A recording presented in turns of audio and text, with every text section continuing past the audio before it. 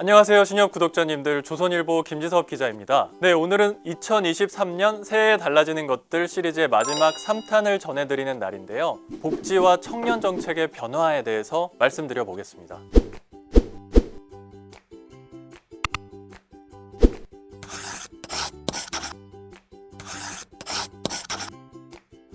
윤석열 정부의 핵심 청년 공약인 청년 도약 계좌가 오는 6월 출시되는 것도 눈여겨볼 만한 내용입니다. 이 계좌는 청년의 자산 형성을 돕는 정책 금융상품인데요. 5년을 내면요, 정부의 기여금을 더해서 만기 때 약 5천만 원을 받을 수 있는 구조입니다. 19세에서 34세 중 개인 소득이 6천만 원 이하이고 가구 소득이 중위소득 대비 180% 이하인 기준을 충족하는 청년이 가입할 수 있습니다. 올해 군장병들에게도 희소식이 있죠. 군인들의 월급이 크게 인상되기 때문인데요. 병사 월급이 병장 기준으로 이제는 100만 원이나 받게 됐습니다. 상병은 80만 원으로, 일병은 68만 원으로, 이병은 60만 원으로 각각 월급이 오릅니다. 병사가 전역할 때 수령하는 내일 준비 적금의 정부 지원금도 올해 월 최대 14만 1천 원에서 30만 원까지 오릅니다.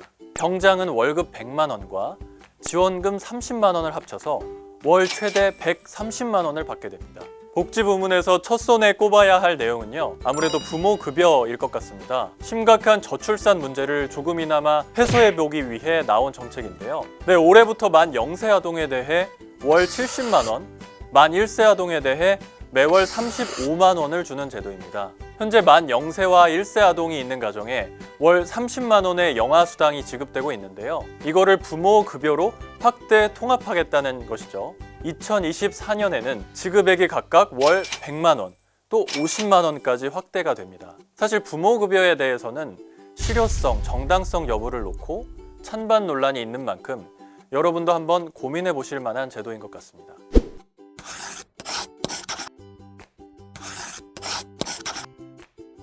만 65세 이상 노인 중 소득 하위 70%에 지급하는 기초연금이 월 30만 7,500원에서 올해 월 32만 1,950원으로 4.7% 오릅니다. 부부 가구는요, 49만 2천원에서 51만 5,200원으로 인상됩니다.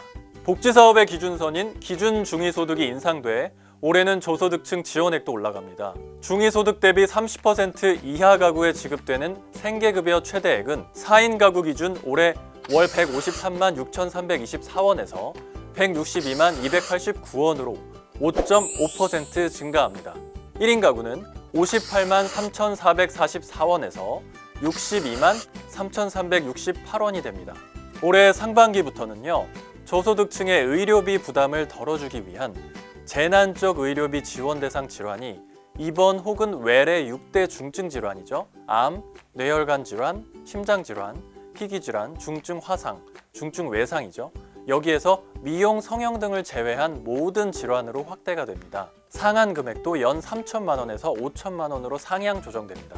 현재 의료비 부담이 연간 가구 소득의 15%를 넘는 경우 지원 대상이지만 이를 10%를 초과할 경우로 바꿔 대상 범위도 늘어납니다. 네, 재산 기준도요, 과세 표준 5억 4천만 원 이하에서 7억 원 이하로 완화하기로 했습니다. 월 15회 이상 대중교통을 이용하면 대중교통을 이용하기 위해 걷거나 자전거로 이동한 거리만큼 마일리지를 지급해주는 알뜰 교통카드 혜택이 확대됩니다. 청년층은 매월 최대 28,600원, 저소득층은 39,600원의 요금을 아낄 수 있도록 적립금액이 늘어납니다. 이제 청년들에게 도움이 될 만한 내용들을 전해드리겠습니다. 10대 청소년들에게 해당되는 내용을 먼저 말씀드릴까 하는데요. 올해 청소년들의 교복이 바뀔 수도 있습니다. 많은 학교들이 채택한 특정 체크무늬 교복이 영국 명품 업체의 상표권을 침해했다는 이유 때문인데요. 교복 디자인을 바꿔야 하는 학교가 전국 200곳 정도에 달할 것으로 추정되고 있습니다. 다음으로 올해부터 일부 사립대에서 유지하고 있던 신입생 입학금이 완전히 폐지됩니다. 2018년 국공립대를 시작으로 단계적으로 없어지고 있었는데요. 올해 전 대학으로 확대가 된 것이죠. 지난해만 해도 서울 시내 주요 사립대학들은 20만 원 정도의 입학금을 받아왔거든요. 그런데 입학금의 산출 근거나 용도가 불분명하고 또 불투명하다, 이런 지적이 많아서 폐지 요구가 잇따랐습니다. 이에 지난 정부에서 고등교육법을 개정해서 입학금 징수 금지 조항이 신설됐고요. 2023년부터 학부 신입생에게 입학금을 거둘 수 없게 된 것이죠. 네, 이상으로 제가 준비한 2023년 새해에 달라지는 것들 시리즈가 모두 끝났습니다. 제가 3회에 걸쳐서 정말 많은 내용들을 전달해 드렸는데요. 이 모든 내용을 다 아실 필요는 없을 것 같고요.